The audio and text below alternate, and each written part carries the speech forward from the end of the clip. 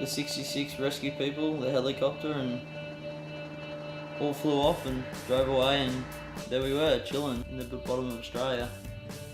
The swell was pumping and we had a boat there.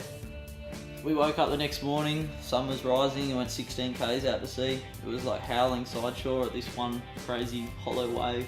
Thinking, wow, might as well just go in, try to find some other ways. We were driving back in, I was down the back of the boat and I had like a little hood on and I was right next to the motor, so I couldn't really hear much, and I just seeing all the boys just started to jump at the front of the boat, just throw their arms in the air, just turn around smiling, giving each other high fives, and I was like, what's going on? Like, what's happening? I didn't really know, I couldn't hear anything, and I sensed something really cool and exciting was happening, so I was just like, what's happening? Time went on. About 5 minutes later we turned up right next to this bombing. It was like 15-20 foot barrels.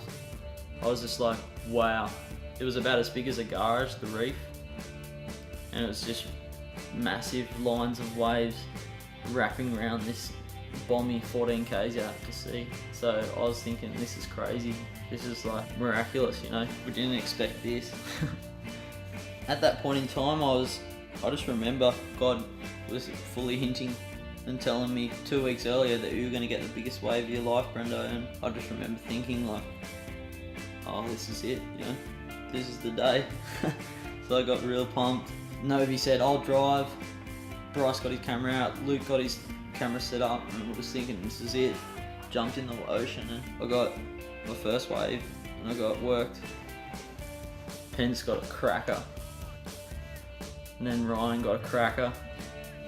And here we are, K's out to sea in the bottom of Australia, surfing like 15-foot barrels. The wind just turned perfect offshore. This is so crazy, so amazing. I got my second wave and just scooped in and just barreled around me. And I just got spat out in the channel. I just remember Bryce throwing his arms in the air, just yelling, and just Luke was like looking at me, just looked up like stunned. He'd just finished changing rolls, but that was all good. Just kept paddling out. The next wave I paddled out and just paddled in, just so pumped, sick, free fell, and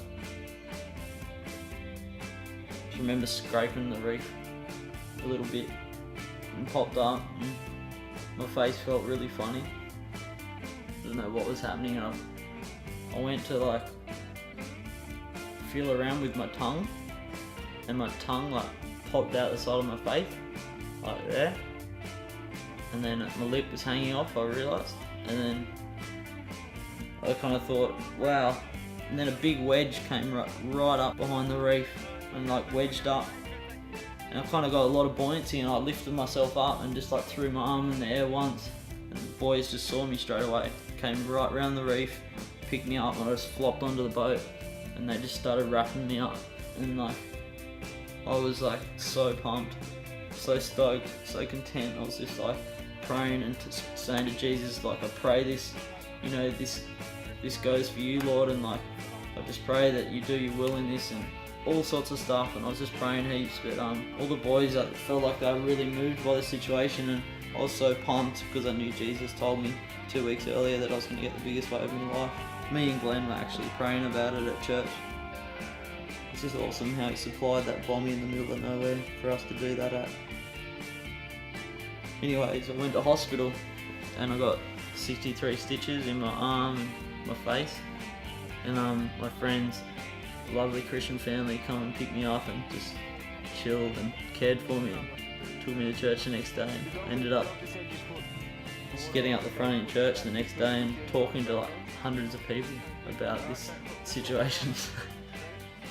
It's just 4 days, you know, fully life moving stuff.